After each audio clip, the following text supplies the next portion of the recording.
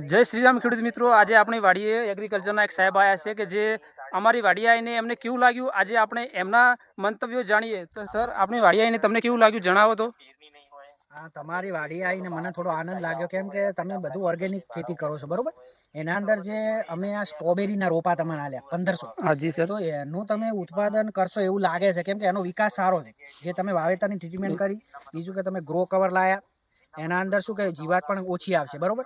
બીજું કે તમે અંદર ઓબાનું વાવેતર કર્યું છે, વાડી બનાવી છે, ઓબા પણ સારા છે. બાજુમાં ટામેટા છે, લસણ વાયેલું છે, ગલગોટા છે, વટાણા છે. એટલે લગભગ 12-13 જાતની શાકભાજી અંદર છે. અંદર ઓબાવાડી છે, એટલે 15 જાતનું બધું ટોટલ વાવેતર છે. એટલે ઘણી જગ્યાએ હું જાઉં છું તો આટલું બધું જોવા મળતું નથી. તરબૂચ પણ સાહેબ તૈયાર થઈ ગયા છે. તો એ તરબૂચ વાયા છે, વેલાવાળી જે પણ શાકભાજી છે એ છે, ફળ છે. તો આનાથી શું થાય કે ઓર્ગેનિક ખેતી તરફ આગળ વધે બીજા ખેડૂતો આ જોઈને. અને એનાથી ફાયદો એ થાય કે એકમાં ભાવ મળે, બીજામાં નથી, તો એકમાં તો ફાયદો રહ્યો. તો તમે એનાથી સદ્ધર થાવ, બરોબર. બીજું કે તમે ઓર્ગેનિક ખેતી કરશો તો આ રાસાયણિક મુક્ત થઈ તો ઝેર આપણે જે ખાઈએ એ પણ ઘટે, આનાથી ફાયદો થાય.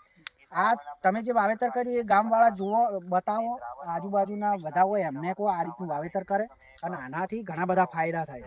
શું કે રોગ હવે વધ્યા છે, તો ઓર્ગેનિક ખેતી કરવા માટે તમે બધાને પ્રયત્ન કરો. બીજું કે તમે જે છાણિયું ખાતર વધારે ઉપયોગ કર્યું છે, અળસિયાનું ખાતર છે, વર્મી કમ્પોસ્ટ છે અંદર, બીજું કે જીવામૃત છે, બીજામૃત છે, તો એનો વધારે ઉપયોગ કરે. મારી તો એ સલાહ છે બધા ખેડૂતોને, બરોબર.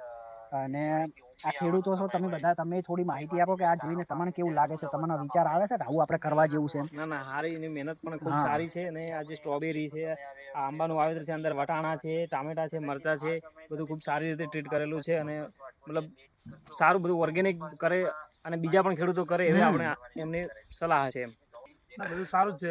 એમ વટાણા બધા વાયેલા છે, સ્ટ્રોબેરી ને બધું ઓબા મહેનત સારી એમ. આ બીજા જોવે તો એમ કે આવી રીતે કરે.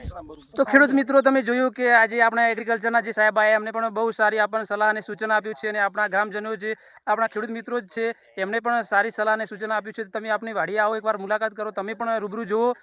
તો જય શ્રી રામ.